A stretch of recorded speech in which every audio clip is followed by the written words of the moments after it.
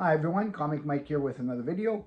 Today's video we're going to look at some Marvel Bronze Age king size annuals and giant size number ones. I recently picked these up. We're also going to look at a Marvel 2-in-1 and Tales of Suspense from the Silver Age.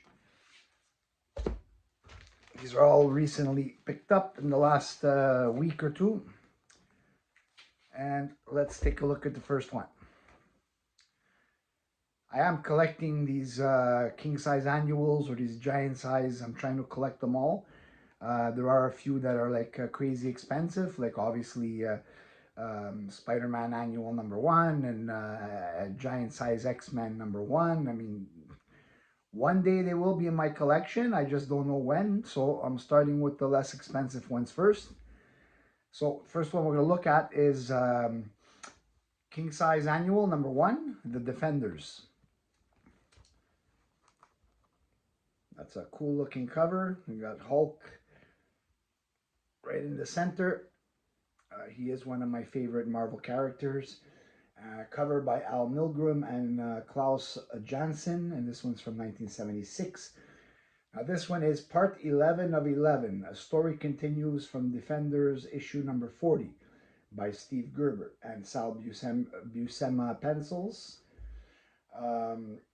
In the finale of the year-long story, the Headmen continue their efforts as they attempt to peacefully take over the world.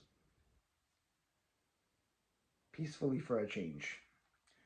So obviously, if you're buying this one and you're trying to find the storyline, this is the last one, so you're gonna have to go back into the Defenders series and get some of those issues.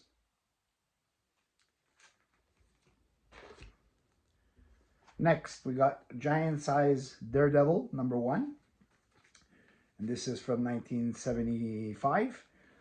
And this is reprint. These are reprints of. This is a reprint of Daredevil annual number one. The only difference is that there was a new cover made for this one here, but it's the same story. Electro and his emissaries of evil. Electro, cool character, cool villain from Amazing Spider-Man. Script Stan Lee, Gene Colan art, new Gil Kane cover. There is a five-page story explaining Daredevil's unique abilities and all his powers, and his all-purpose Billy Club. Daredevil is a cool character.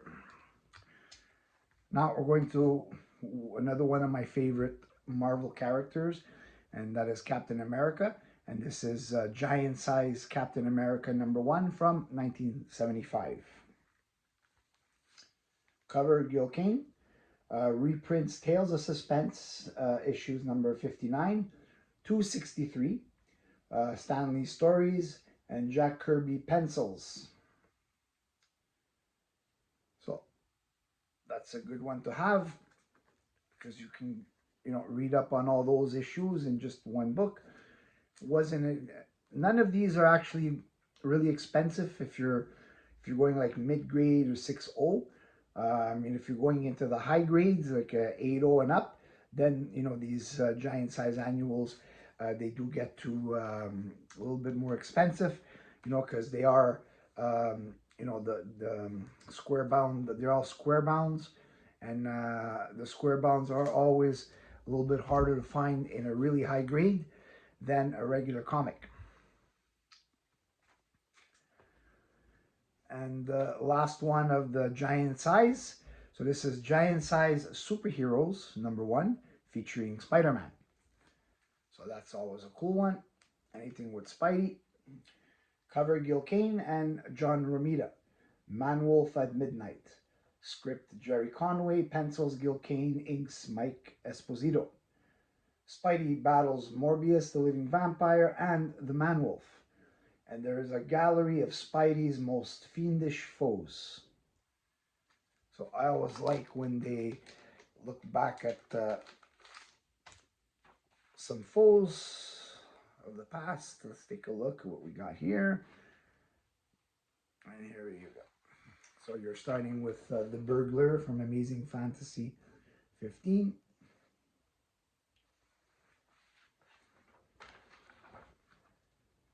And then we got The Chameleon from Amazing Spider-Man #1. A book I dreamed to have one day. And we got Vulture from issue #2.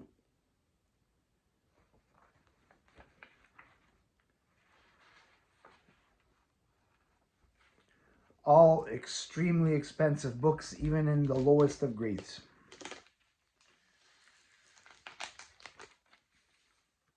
But happy to have this one.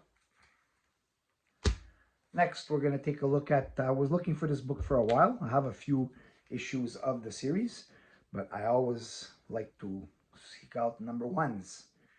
And this is Marvel 2-in-1, #1 from 1974. And this one features the Thing and the Man-Thing. So it's a battle of things, monster versus monster. Nice high-grade copy. Cover Gil Kane and John Romita Sr. Scripts Steve Gerber. Pencils Gil Kane. Inks Joe Sinnott. Hulk and Iron Man make cameos in this issue. The Thing battles the Man-Thing, and Molecule Man shows up to make things even worse than that Molecule Man. I'm always a fan of these kind of monsters or brutes fighting each other.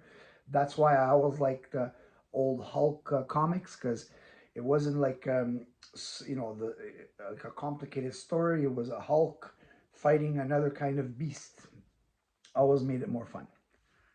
And last for this video is the only one that isn't a #1. This is a number 98, and this is Tales of Suspense number 98 from 1968. This is like, for me, an iconic cover. I've been looking for this cover for a long time, and that is the cover of Black Panther duking it out with Cap. So I love this cover, and I believe this book was meant for me because it has Michael signed right there. So when I saw it, I wanted it, and then when I saw Michael, I wanted it even more. So now it's in Michael's collection. So this is cover Jack Kirby, script Stan Lee, pencils Jack Kirby, and inks Joe Sinnott. Claws of the Panther. Cap and Black Panther join forces to combat the henchmen of Baron Zemo.